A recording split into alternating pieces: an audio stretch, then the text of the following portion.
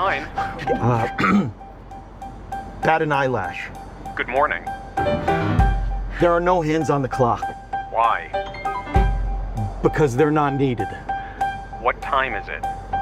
I don't remember that part. All right, let's just not nitpick over the password. You're listening to Potty Mouth Radio, the home of movies, music, television, and comedy. We watch a thing. We watch a thing. Hello, all you beautiful people out there, and welcome back to We Watched a Thing with B Dizzle and Dave Wimmy Wham Wham Wazzle, my friend. Oh, fuck me, is that what back? An epic episode we're going to have tonight. We have so much shit to Let talk me just about. say as well, I welcome the less attractive out there. I recognise my people. Don't feel excluded by Billy, who only likes good-looking people. You're all beautiful people, except for Dave. But that's okay. We'll let that slide. But we've got so much to chat about today. So how about we kick it off with probably the biggest movie of the moment. It's really having a moment. The critics are raving about it. Audiences are raving about it. I hate to use the word lock, but I think this is a lock for several Oscar categories. Let's get into one battle after another. The new from PTA. You and I haven't spoken about it at all. So for all I know, you hated this thing. So let's get into it. It's a 2025 American dark comedy political action thriller, co-produced, written and directed by Paul Thomas Anderson. Inspired by the 1990 novel Vineland by Thomas Pynchon, it stars Leonardo DiCaprio, Sean Penn, Benicio del Toro, Regina Hall, Teyana Taylor, and Chase Infinity, I believe, in her film debut. And what is it about, I think mate? so. Silly name. As you say, loosely based on Vineland, for those that have read that can manage to wade through a Thomas Pynchon novel. Names are changed, but the basic plot's sort of the same, just brought forward a little in time. We start the film in, I think, and you'll correct me on this, I think in present day. Well, I actually find this really interesting. I have no idea whether the prologue or the film itself is set in present day. We cut 16 years later. That's unclear if it's 16 years in the future or if that's now present day and we're working backwards. It's kind of timeless, really. It's Pynchon, so it's what's the wanky term? Postmodern literature. But anyway, Leo is a kind of neophyte revolutionary, a bomb maker who has joined, what are they called? The French 75, I think, something like that, 74. Yeah. Who are a domestic terrorist group, essentially, although they would call themselves revolutionaries, fighting back against an oppressive fascist government. You can see why this film's touching a bit of a nerve, possibly, in the present day.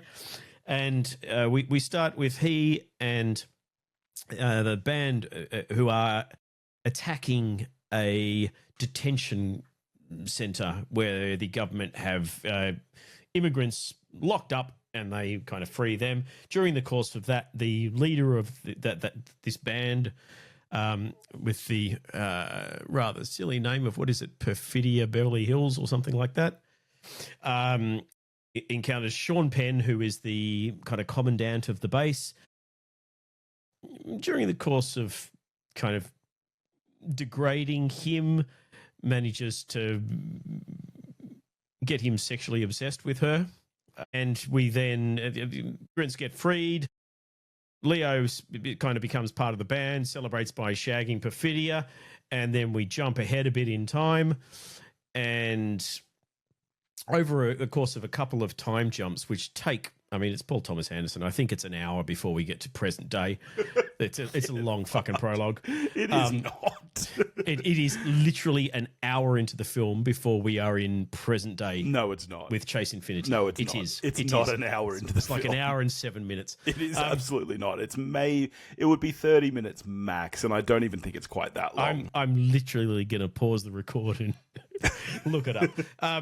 But anyway, we eventually get she during the course of a number of terrorist attacks encounters Sean Penn again, and we sort of heavily intimated that they have a brief kind of physical relationship with one another. Perfidia is then pregnant, and we don't know really who the father is, whether it's Leo or whether it's Sean Penn.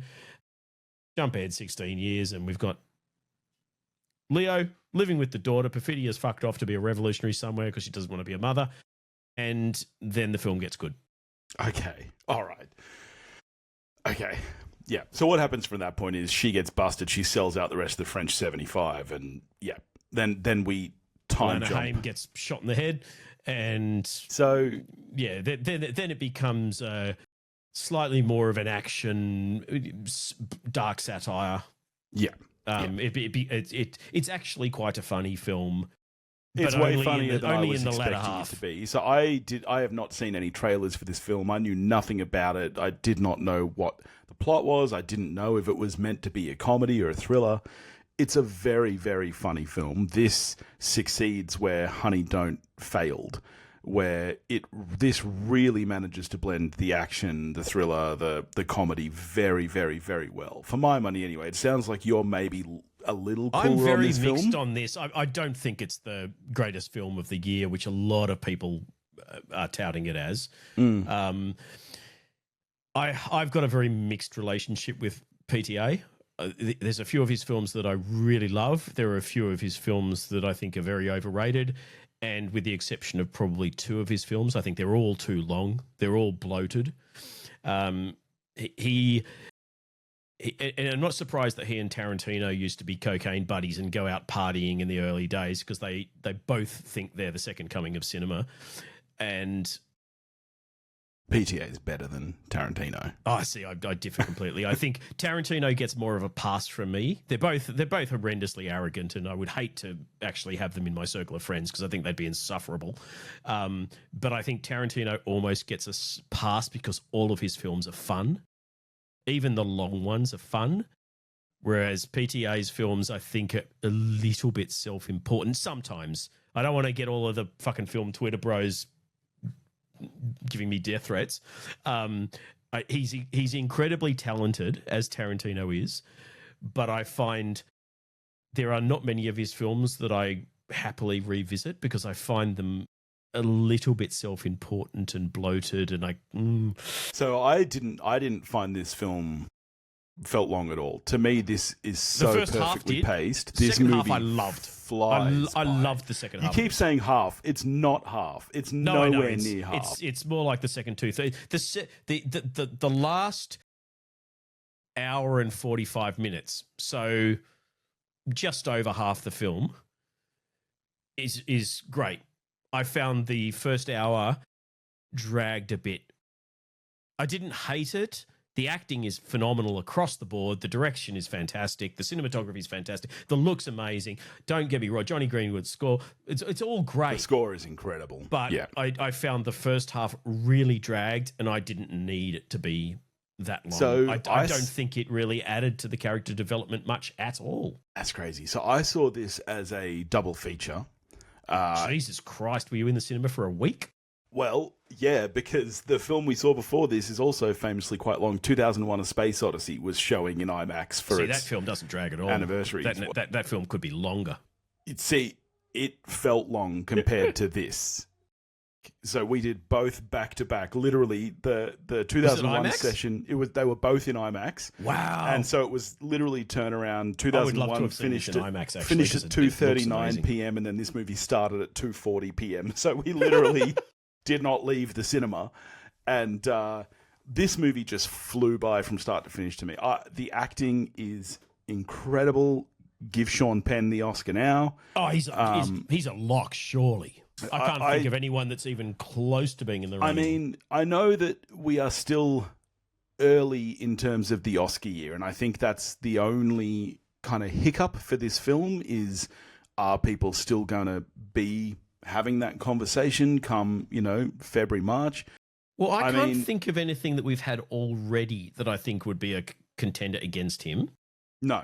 And I think at this stage, PTA is a lock for director. The fact that PTA has never won... We've got a Yorgos coming up, so there could be some Jesse Plemons or some whatever that may be a contender. But, I mean, Penn is just fucking amazing. He's brilliant. The fact that PTA is Oscarless to this point I think he's a lock for director. I think, and if he wins, I think this is also getting Best Picture, as in my opinion it should. It sounds like maybe you're, not thinking it's the best film of the year, but I can't think of anything that comes close to this. Yeah, I would need to My go back through previous Letterboxd. favorite film of the year was probably The Long Walk, and that does not compare at all to this film.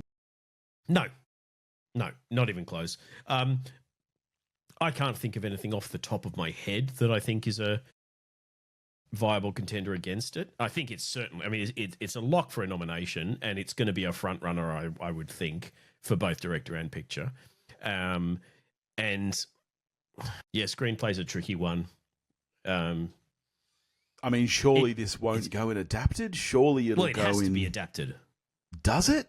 Really? It's literally, they've changed some names and reset it, but it's the plot of Vine. Like, PTA has said for like 20 years that he loves Vineland, and he always wanted to make it as a film. And this is what that is. It has to be adapted. I cannot fathom that they'd be able to squeeze it in as original, because they it's do just weird not. fucking things sometimes.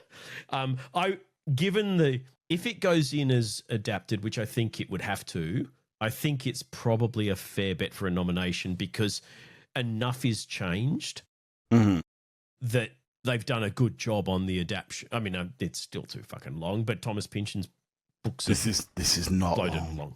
I can't stress enough how short this film feels.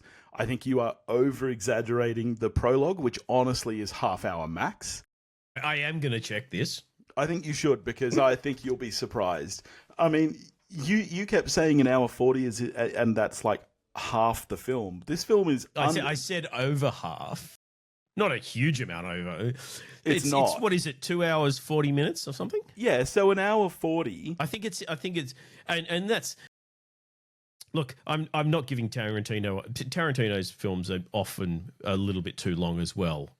To me, they never feel long. Like Once Upon a Time in Hollywood did not feel its runtime to me at all. That felt way longer than this film to me. Oh, no, that's insane. This film just absolutely, especially the back half. So, and some of the cinematography and the score is insane. That score by Johnny Greenwood is so great. tense. Yeah, no extreme percussive piano the whole time, just like, oh, it's so tense. The chase scene, the car chase scene. This is the best filmed car chase scene we've ever had. Like, it's so incredibly well done. Big call. I would disagree with that, but it and is. the entire set this film piece looks with the going up and down over the hills, and it's just brilliant. It's brilliant. I thought Chase Infinity turned in incredible. I will forgive her silly name, because she is great.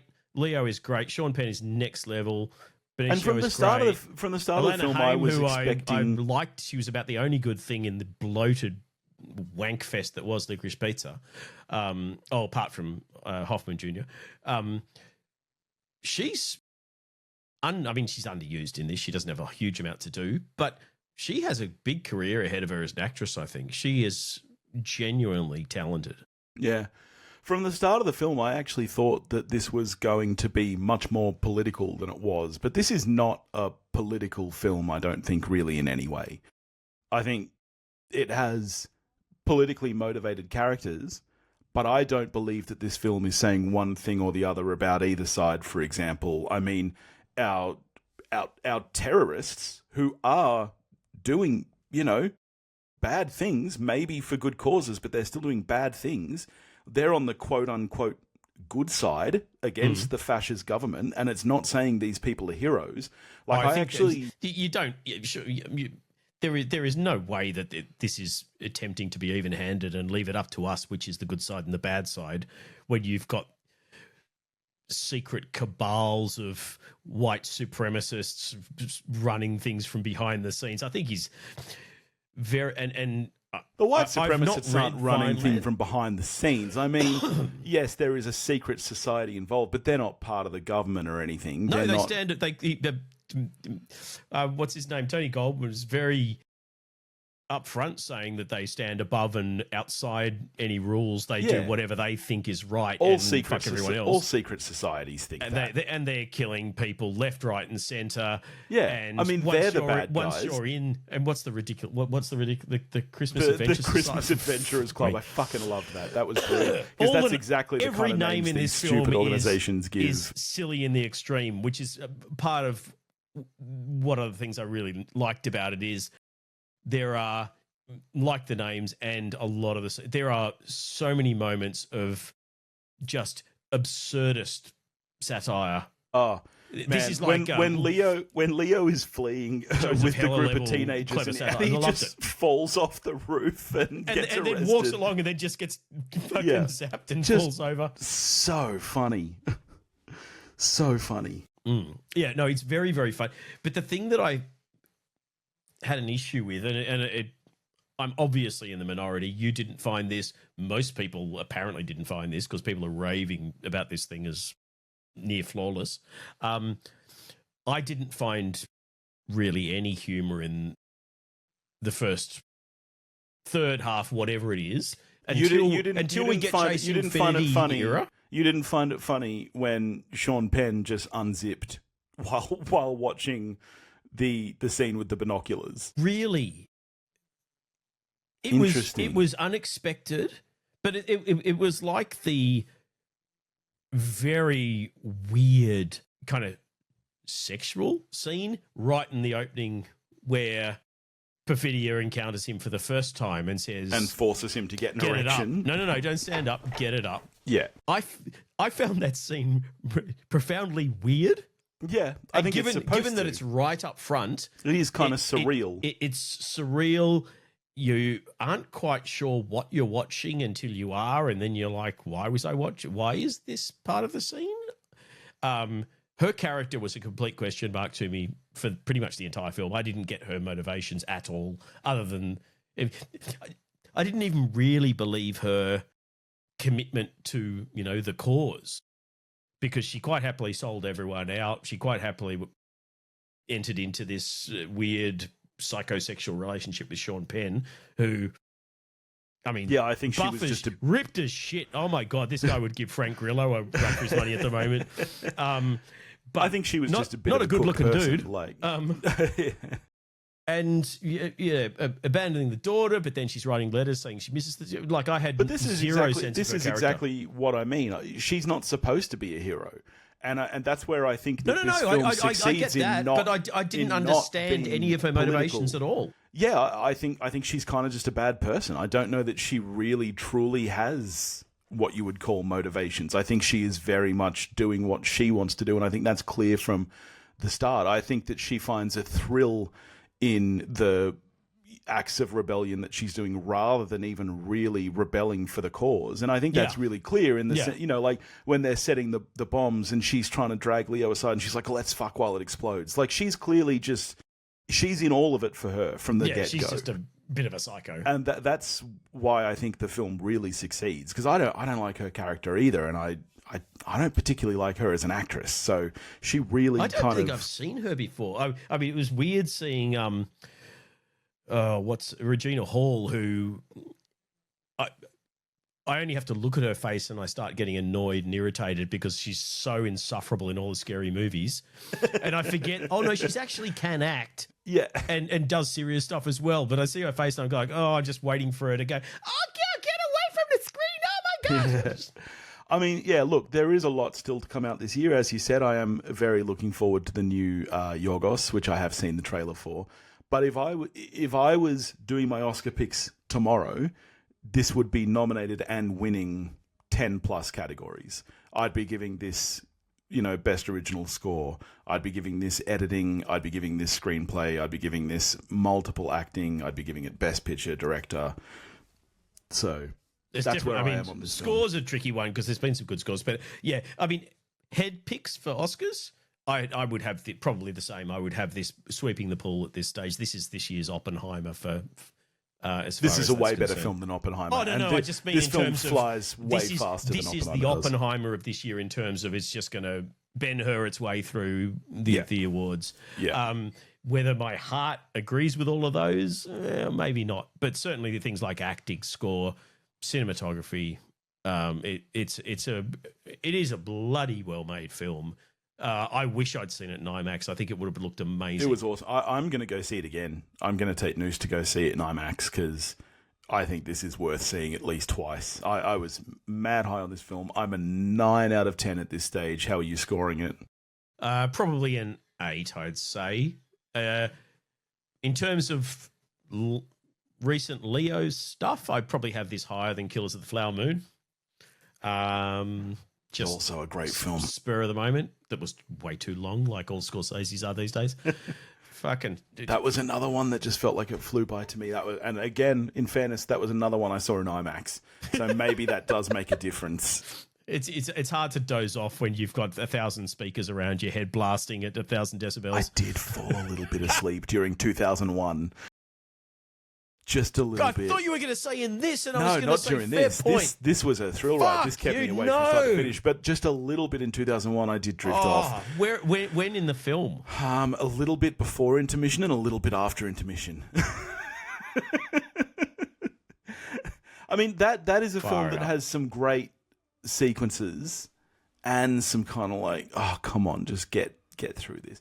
What I will say, though, is that is a film that visually, that is not dated at all. Like, watching that in IMAX, I was like, this could have been made last year. This is a fucking incredible piece of filmmaking.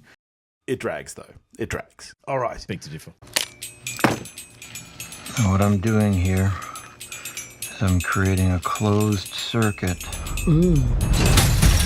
Very important to keep your cap shunted like this so you don't accidentally detonate your charge. Don't stop. I want you to create a show. This is an announcement on revolution. The message is clear. I'll be seeing you very soon. Not if I see you first.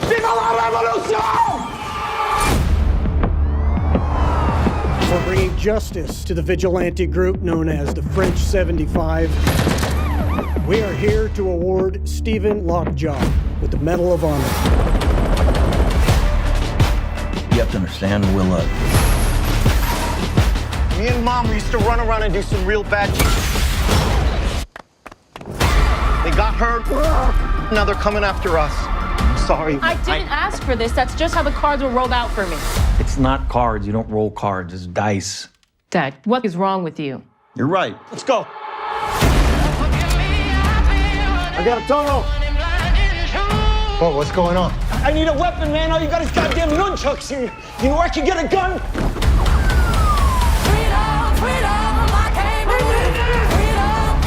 I wanted to protect you from all your mom's stuff, from all my stuff, even though I know that's impossible. Guess this is the end of the line. Not for you.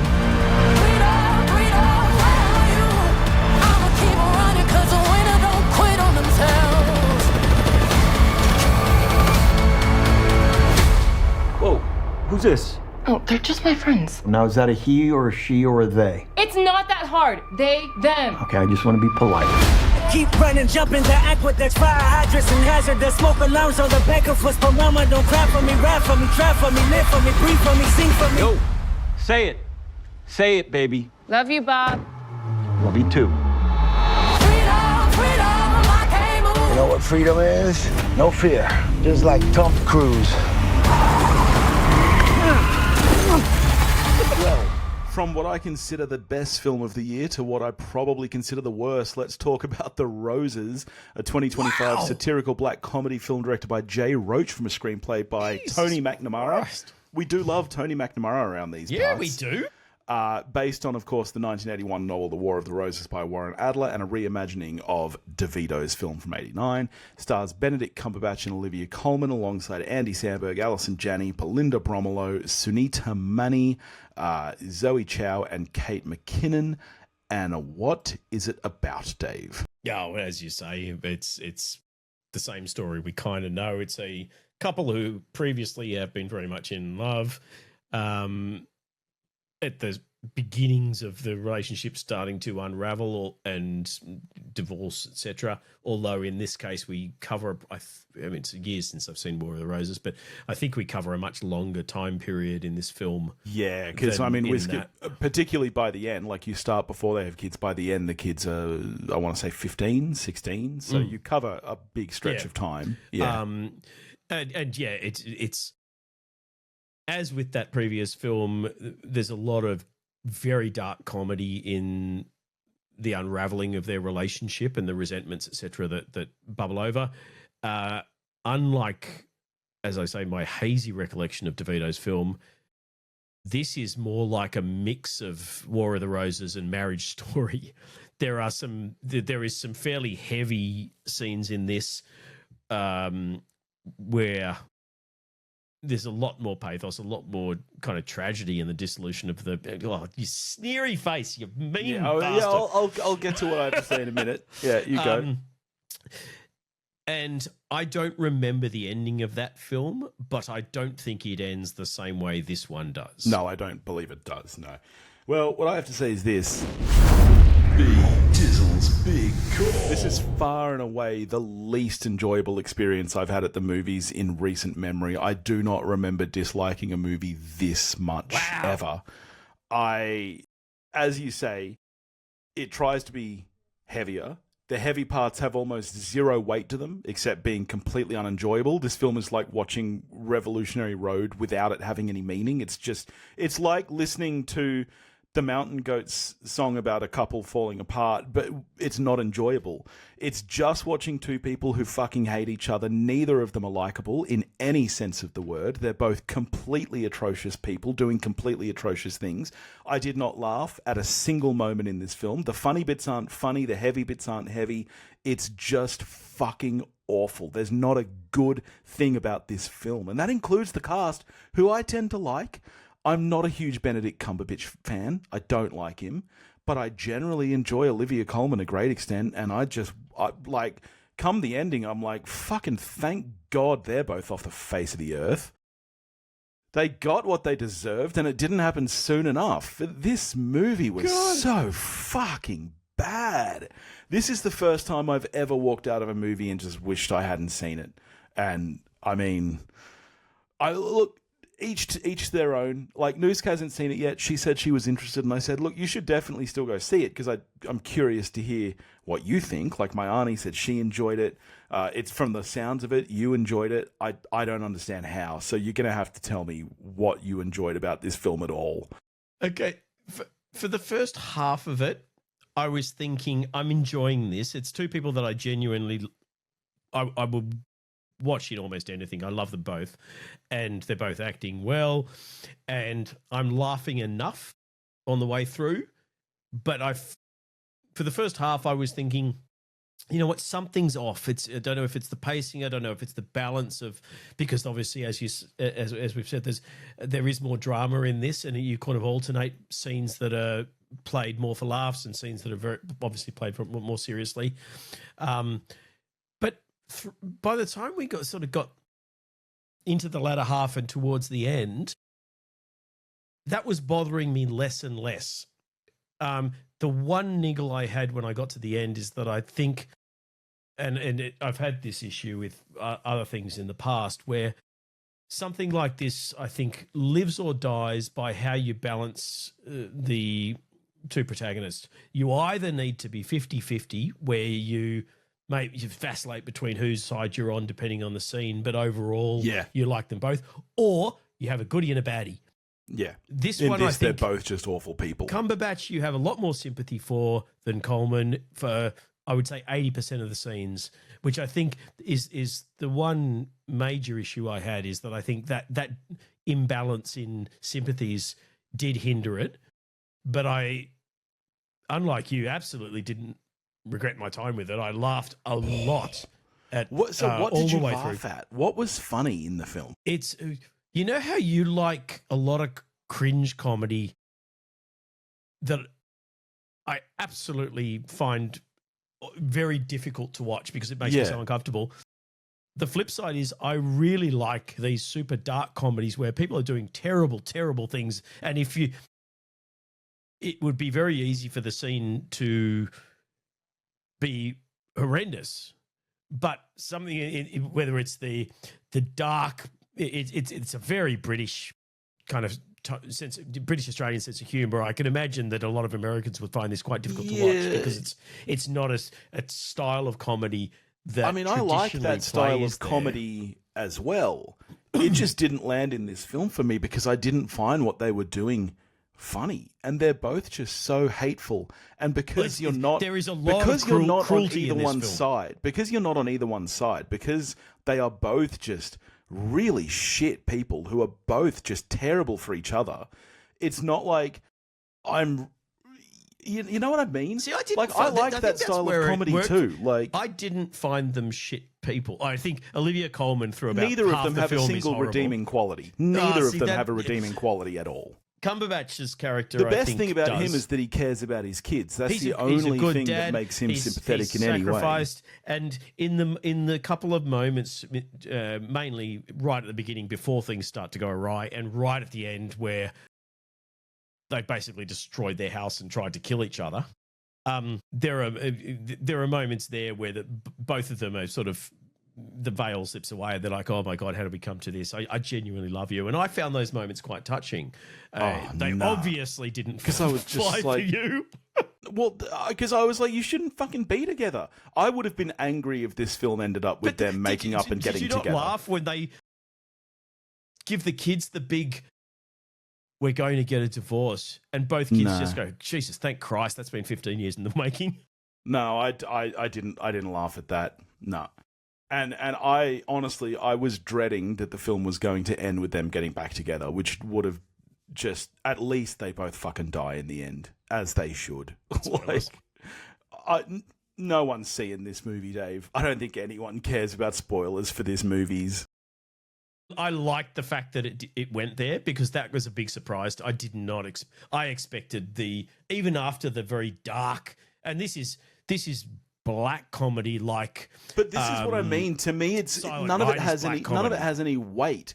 It's not like there's nothing of any consequence in this movie. So, you know, we use the phrase black comedy, and by that it's because the situation we should think of as black.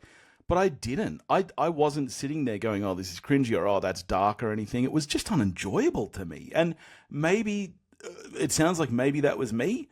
But I think it's like all comedy, and particularly things like dark comedy and cringe comedy and the styles of comedy, the subgenres on the fringe, are always going to be divisive. And in most cases, I don't think there's a middle ground on this. I think you'll either find the funny bits very funny, whether you have an issue with other parts of the film or not, or you will find them patently unfunny and really dislike them, which is obviously where you've come. It's very interesting. The only bits that to me were in any way funny were more kind of the side gags with Kate McKinnon, Andy Samberg and stuff, but they would just run into the fucking ground by the end of the film. It's like, it was funny the first time. Biggest failing on this film, and this is, I need to say, this is one of the better Samberg performances, because I normally, outside of Brooklyn Nine-Nine, I find him rather insufferable. That, apologies, Wayne Aruzu, I know you think it's the second coming, but Pop Star Never Stopping, or whatever the fuck it's called, is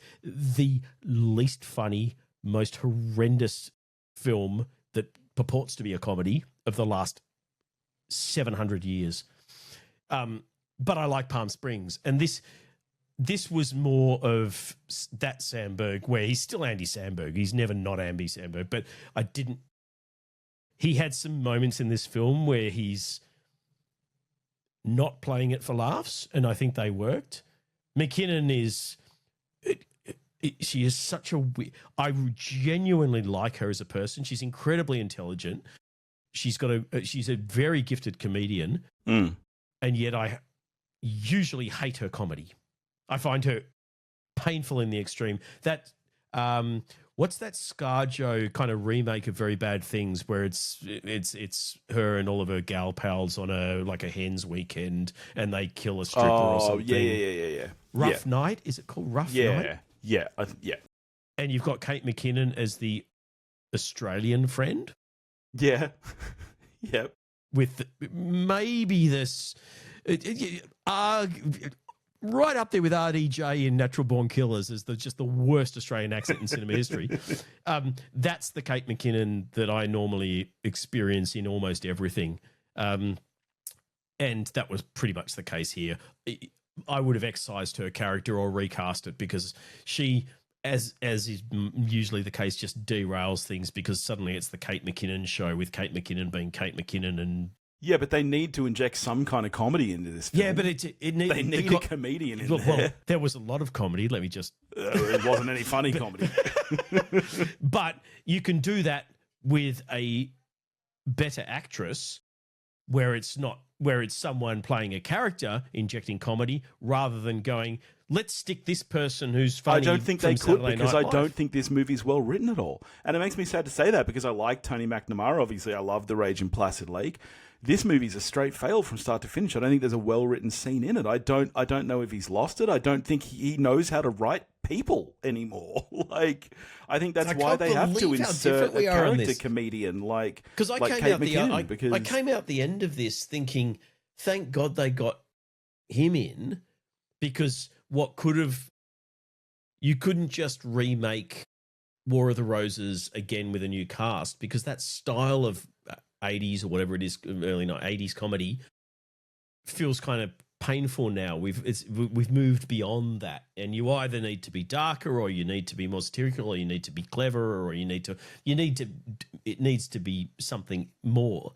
And I thought by one kind of having that 50% being more like Marriage Story, because there's a lot of scenes in this that are not attempting to play for laughs. They are really just awful. The problem to me is they don't have any weight to it. I would have preferred this if this actually went, let's be a real black comedy. If we didn't have any of that crap, if the start of the movie, because they don't even talk about divorce until the final half hour of this film. And that's when the quote-unquote War of the Roses starts, where he wants the house, she won't let him have the house. If that was the entire movie, I probably would have liked it more. If the entire movie actually had this point to it, that it kind of started with this premise of they're getting a divorce, they're fighting over this one thing, and their fight escalates, and actual funny things happen, that would have been fine. Instead of what we get, which is like an hour and a half of trying to be heavy, not actually heavy at all, just watching very unenjoyable people hate each other, and then 20 minutes of, now it's funny, now she's putting a lobster in his bath, look at that, isn't that funny? And that's not fucking funny. That's just not funny. Like, you know what I mean? It was very funny. See, I can't believe how differently we came out of this film. 1 out of 10. Fucking hell. That's generous. I liked the more dramatic kind of extended preamble because it made the latter half of or latter third or whatever it is of the film, 25 minutes. It made that have emotional weight because I cared whether they were together or not. I could see. I didn't. They never should have been together. They were both awful. No, they were awful people who treated each other awfully. They had a wonderful meet cute. They had the early days of the relationship were fantastic. They were awfully toxic people. Synergy. They were toxic people from the moment they met. They were not. They got that there wasn't over the course of the film. That wasn't a meet cute. They met in the kitchen and fucked in the fridge because she was deeply toxic and like it just there was nothing in For you, dear, I'd do anything. I do believe that's true. It really is. Theo Rose, my favorite architect. How's married life? The kids are amazing. We're going to the beach! Right, don't drown. Ivy, it's a monster success. Would you do a photo shoot for New York Magazine? Nude? I don't think so. Well, we'll do it anyway. But you are still a failure. You got fired. Fired? I sense trouble. How was your day? The neighbour's dog shat in the laundry. The kids have got knit together. My left eye's twitching. More champagne for me, please? If you need a shoulder or an inner thigh to lean on. What? I'm kidding.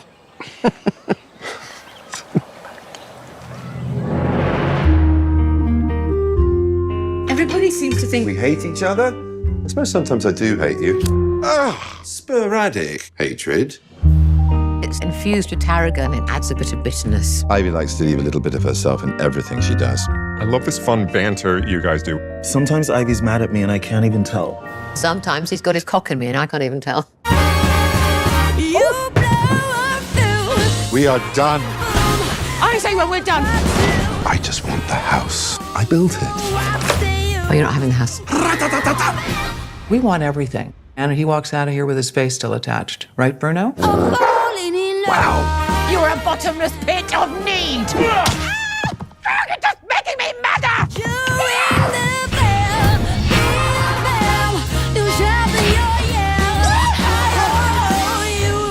I get this wart.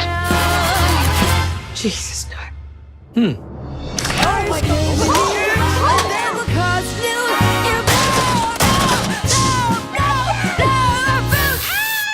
Things are getting a little out of hand. Oh, you think?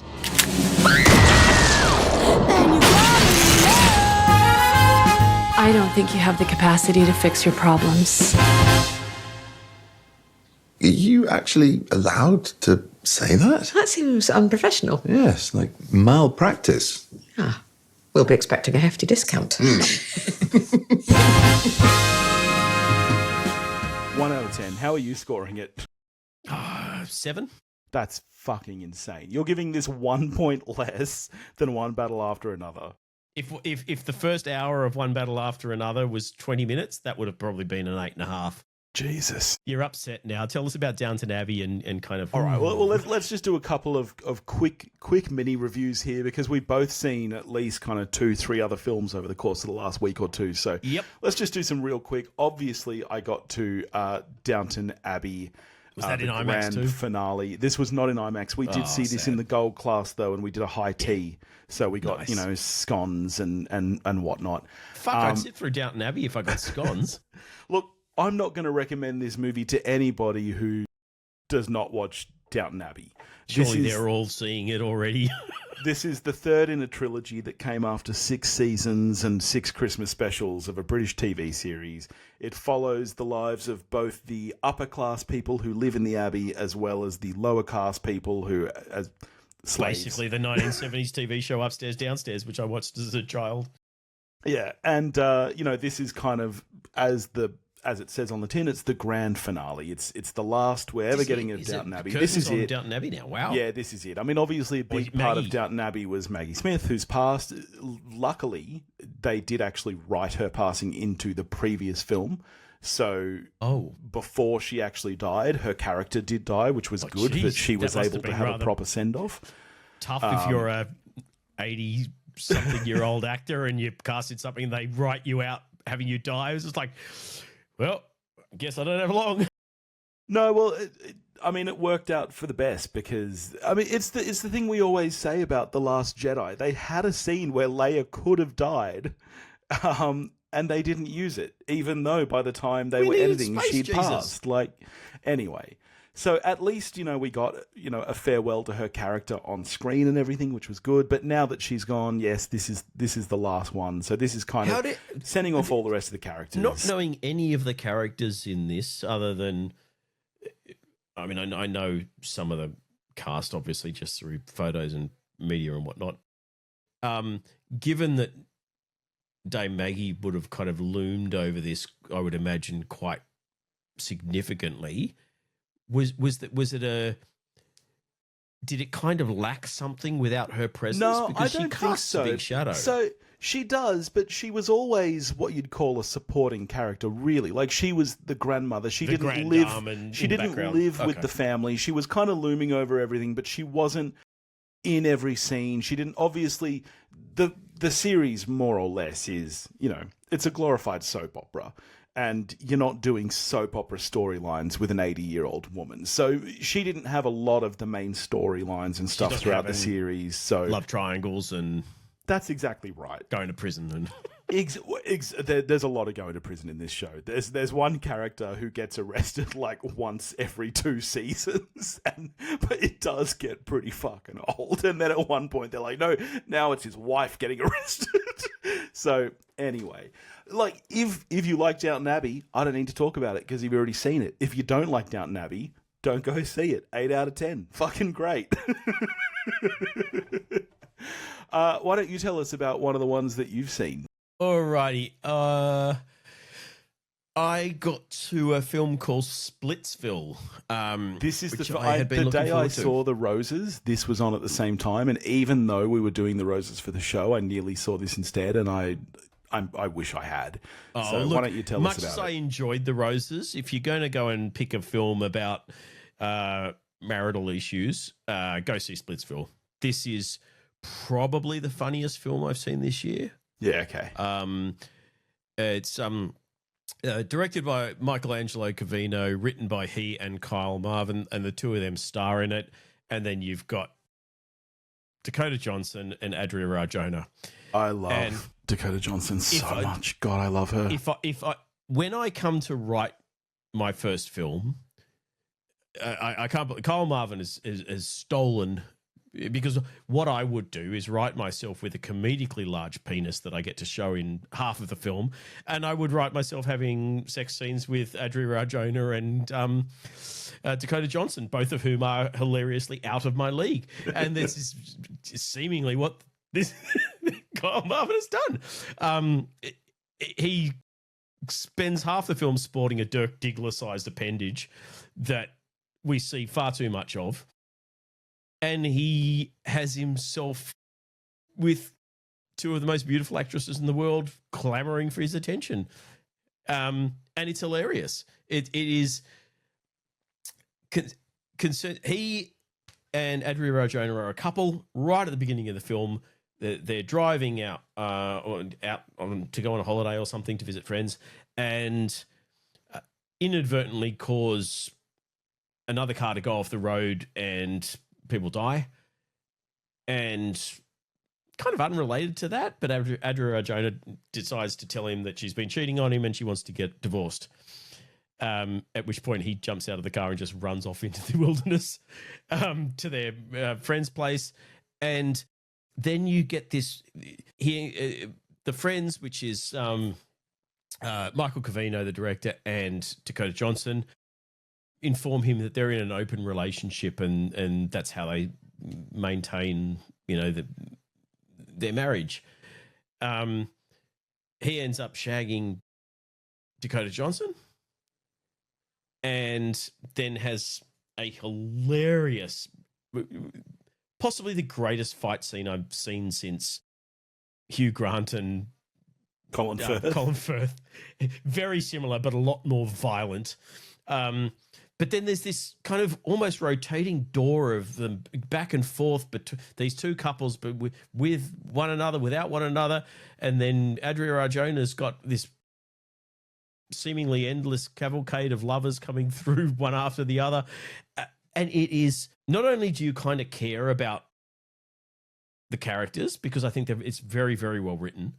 It is hilariously funny, very well filmed. I think it's very, the plotting is unique. I can't think of it's equal parts of like a French farce, but also like an Alexander Payne or that sort of relationship sort of film. Mm-hmm. But very, very funny. I think you would love this film. Yeah, nice. Really love it. Definitely adding it to the list. The two of them, Kyle Marvin and Michelangelo Covino, have a couple of other things in their IMDb that they've done together in the same way, writing, directing, etc. I'm assuming they're at least good, because otherwise, how do you get Adria Arjona and Dakota Johnson into your third film? And this has been getting rave reviews. It's done well at festivals and things like that. I think it was at Cannes and that sort of thing. Yeah, nice. Highly, highly recommended. Nice. At this point, this would 100% be in my top 10 for the year. Okay, nice. I'm looking forward to checking it out. Maybe when I get divorced. Please don't say that. I'm unfaithful. I've been unfaithful. Just one time. 2. Please don't make me count 3. Carrie!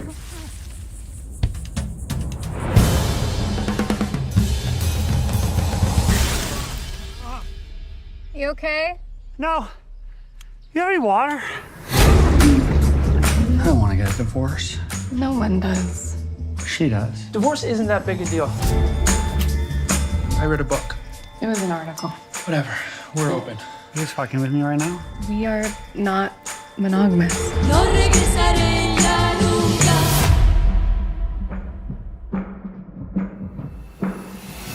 By the way, Julie and I had sex last night.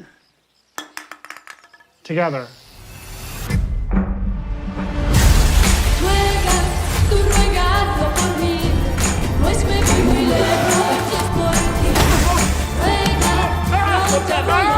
Are you fucking kidding me? No, I'm not fucking kidding you. I slept with someone too. Oh, you did?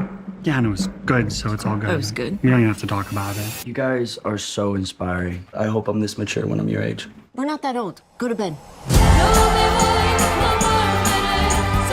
Okay, is it something specific? Because I've been working out. I don't want to have sex with you either, Ashley. Okay, I just want my wife back. God, why does everything have to be so complicated? I'm not that bad looking. I'm telling you, this kind of shit happens all the time here. We can clap. Thank you, let's clap.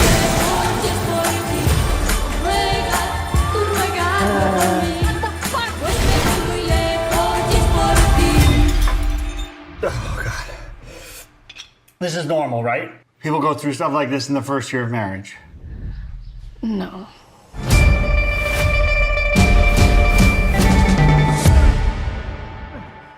What are you guys doing?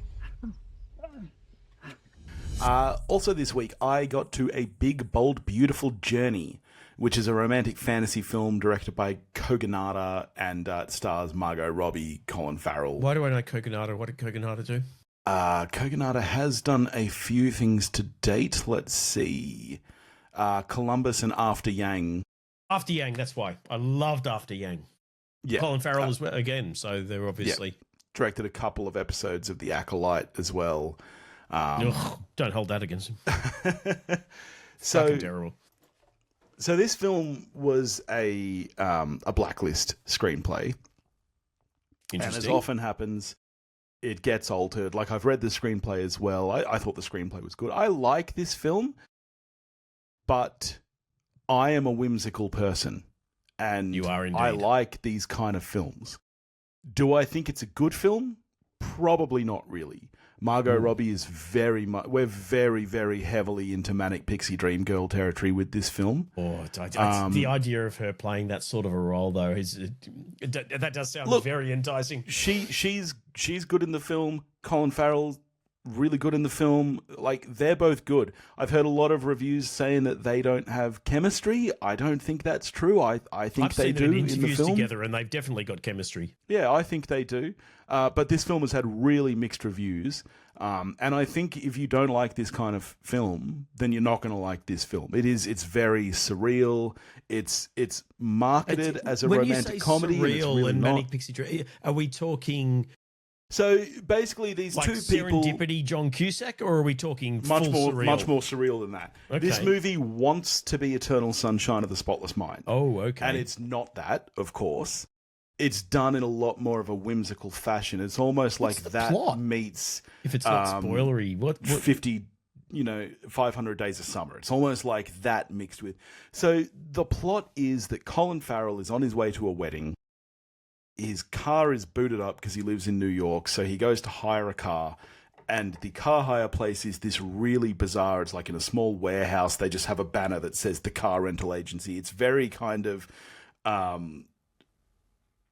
can I not fucking think of his name? You know, the whimsical director. Wes Anderson. Wes Anderson. It's very Wes Anderson in that kind of sense. So he hires this car. It has this, it's like a 1996 Passat or something. It's like a car that no one in their right mind would hire. It's the only car that this agency has in their fleet.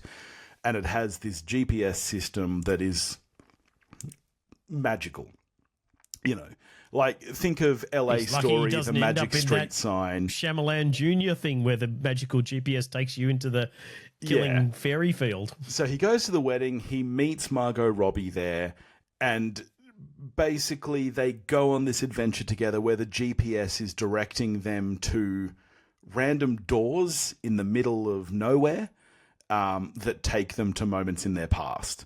So, you know, the first door they come to takes them to a lighthouse that he visited 3 years ago. And, you know, they have this like whimsical moment looking over the ocean and stuff. And then they go to his old high school and, you know, the hospital where her mother passed. It's, you know, they go to all these different places from their past. And that's the film. So it is done in a very kind of surreal and whimsical style. Like I said, I think both their performances are good. I think if you like this kind of movie, you'll like it. But I also completely understand people who would not like this movie. And even I'm intrigued enough to see it. I would recommend seeing it, but I reckon I'm maybe a 6 out of 10. And that's coming from me who does like this kind of movie. But I don't think it has quite as much to say as it thinks it does. Like I said, this movie wants to be Eternal Sunshine. Now, that is a movie that thematically is extremely rich. Not all fucking Kaufman. Well, no, that's right. Yeah. You know, this, and it's kind of, it's one of those movies where you almost go, well, who is this for? I don't quite understand who it's for, because they've made a lot of changes to the original script to try and make it more marketable. And they are marketing it as a rom-com when realistically it's more of like a character study at heart. The one thing they kept from the script is that there's a lot of coarse language in it, which is totally fine, but it's not what you expect from this kind of film, and it feels not when it's been changed to be more mainstream. That's the thing. It feels very mainstream and PG in a lot of ways, but then there's a lot of F-bombs going on, and this is kind of bizarre. Like, who is this film for? Because it kind of wants to be for a higher crowd, but it's also not quite there, and it is very mainstream in its presentation. It sounds like the studio's trying to have its cake and eat it too. And I think that is the case, which often happens with blacklist scripts. They get really well reviewed, and if it was produced as the script, as an independent film, it would be great. But the studio doesn't want to put that sort of money in. The studio wants to buy it, and you know that's just how it ends up. So I'm a 6 out of 10. I would recommend checking it out because it's not completely void of worth. Just for the cast alone, and the premise sounds interesting enough. Yeah. Although it feels a little bit like... I felt a similar way with whatever it's called, 3,000 Years of Longing, where I think it... I loved that film. It felt like... see, I felt like it could have been so much... If you'd stuck like a... Who directed that again? I've got a mental blank. That was George Miller. Yeah, that's what it was. He and it's his not daughter a George wrote it. Miller film.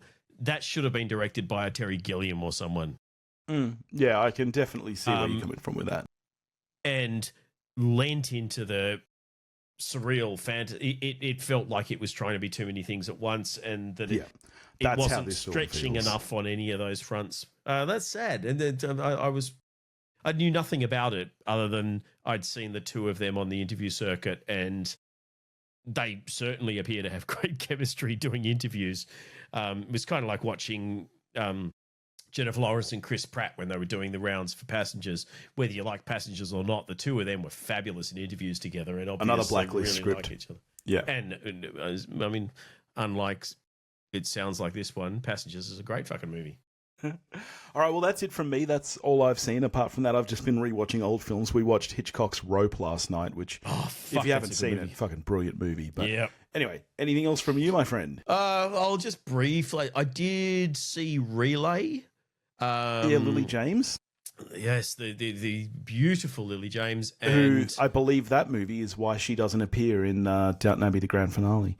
Was she in Downton Abbey? She was in Downton Abbey. Oh, yes. See, now I'm going to go and binge the entire thing. And she was in both the previous films, but did not appear in this one. So I was a bit sad. But I guess because she was doing other stuff. Well, she's probably Mamma Mia. Here we go again. You know, you've got to pick the big projects. Lily James, Riz Ahmed, who is customarily excellent. Sam Worthington pops up as well, but not enough that it derails things with his wooden persona. Basically, it's an interesting premise. So it's a thriller, and I think it's successful in being thrilling, but it's an interesting premise. So Riz Ahmed plays this almost Mr. Robot level character. He's sort of lives in his own little bubble, cut off from his off the grid. No one knows who he is. He communicates with all of his clients through this deaf messaging service where you call the service and the service talk to him, and at no point does anyone ever talk to him directly or hear his voice.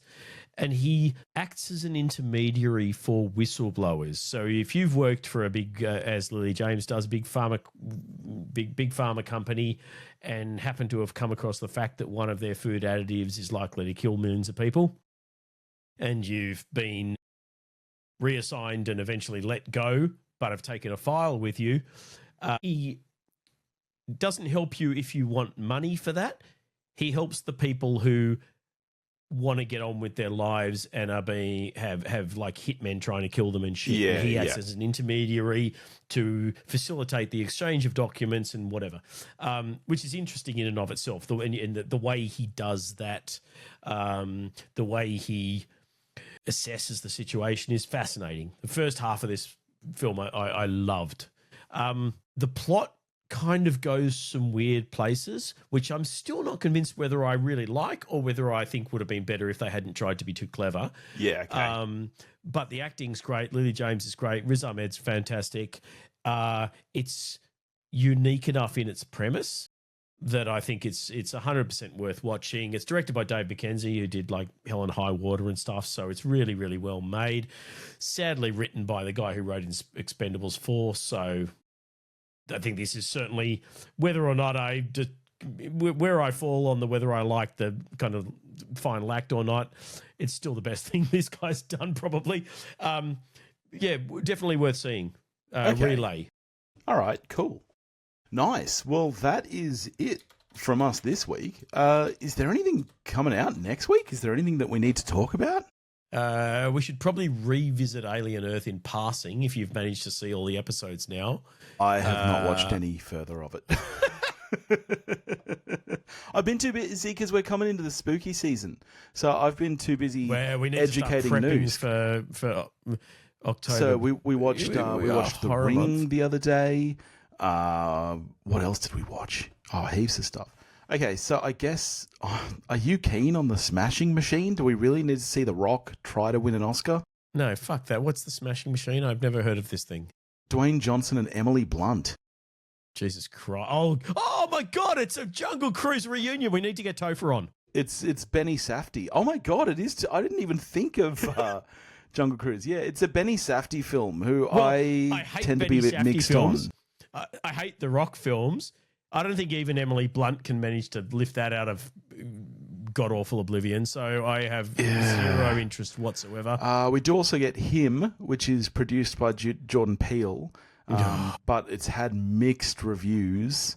He hasn't done a good film since Get Out, so and that's it. That's all that's coming out. Well, it will be October, so do we just dive into doing a month of horror and just pick a couple of horror movies?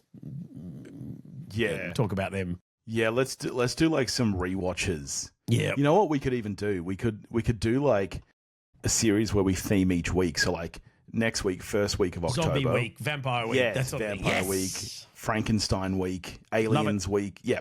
All right, sick. We'll work that out. But that sounds fun. Keep an eye on the Facebook listener community. We'll put up whatever the topic is, and if we're doing our top 5 zombie movies, we'll put that up so that we can get listener feedback and shout that out on the next step. Perfect. All right, sweet. In the meantime, if you want to get in touch with us, you can do that at pottymouthradio.com or pottymouthradio@gmail.com.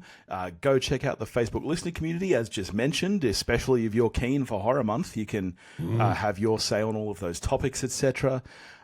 If you're watching this on the YouTube, hit the bell and the subscribe. I think they're different things. If you're not watching it on YouTube, you can watch it on YouTube. Ignore Billy. There'll be a thing at the bottom of the screen that'll show you what to do. If you are watching on YouTube, but you don't like watching on YouTube and you just want it in your ears instead, you can go check us out on Apple Podcasts or Spotify or any of that stuff as well. Like YouTube, but for your ear holes. We make it easy for you to take us in whatever holes it is that you enjoy taking us in.